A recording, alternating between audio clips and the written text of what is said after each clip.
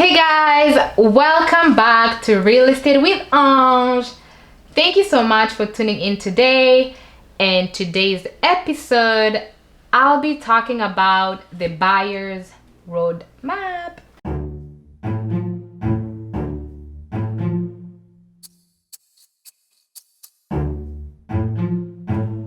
As you know, with anything in life, you need to have a map to your destination.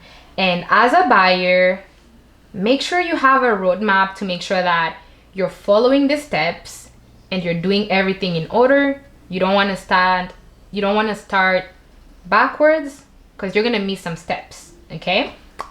So, the number one thing as a buyer that you should do first of all is meet with a professional real estate agent.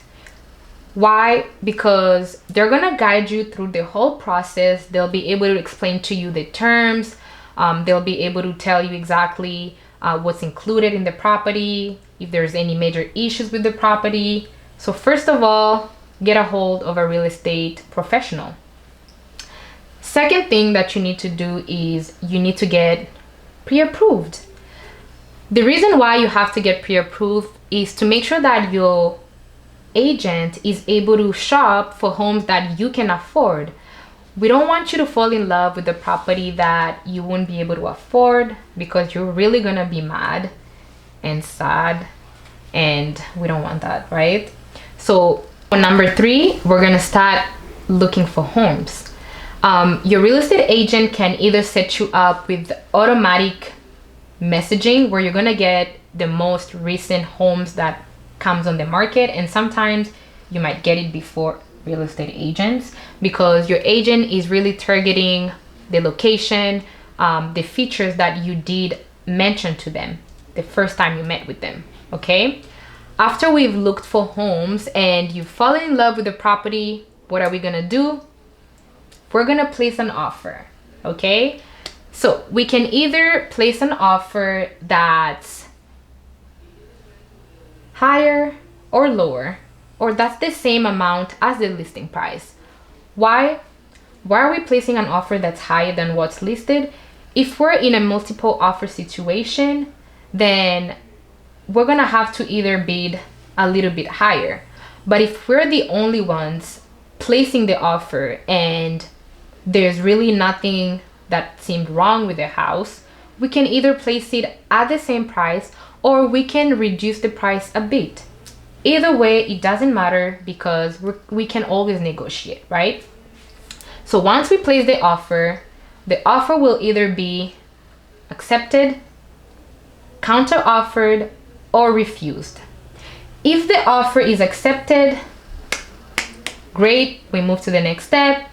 If the offer is counter-offered, well, counter-offer means that the seller does not agree with the initial offer that you provided, but they're willing to adjust a bit. So for example, if the house is listed at $460,000 and we place an offer at $430,000, the owner can counter-offer, refusing the first that we provided, and maybe counter offering in at $440. It means that he acknowledges our offer, but he thinks it's too low and he wants $440,000 instead.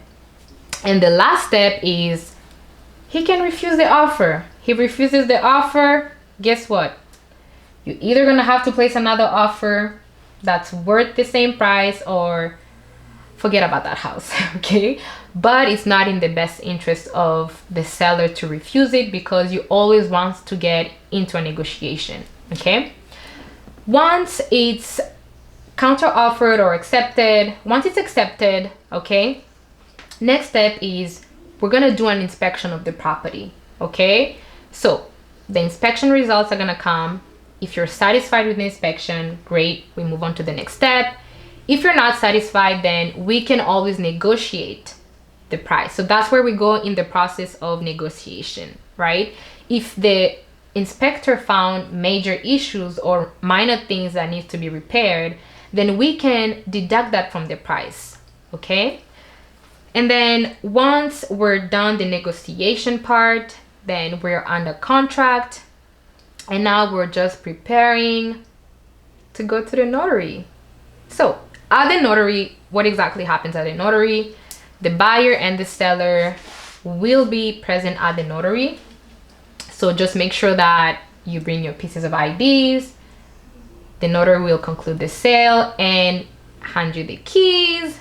I mean, it depends, right?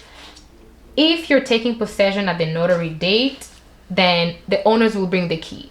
But if you're taking possession, let's say a few months later after the notary, you would have to keep in contact with the seller's agent so that you can arrange for a time to go and collect the keys.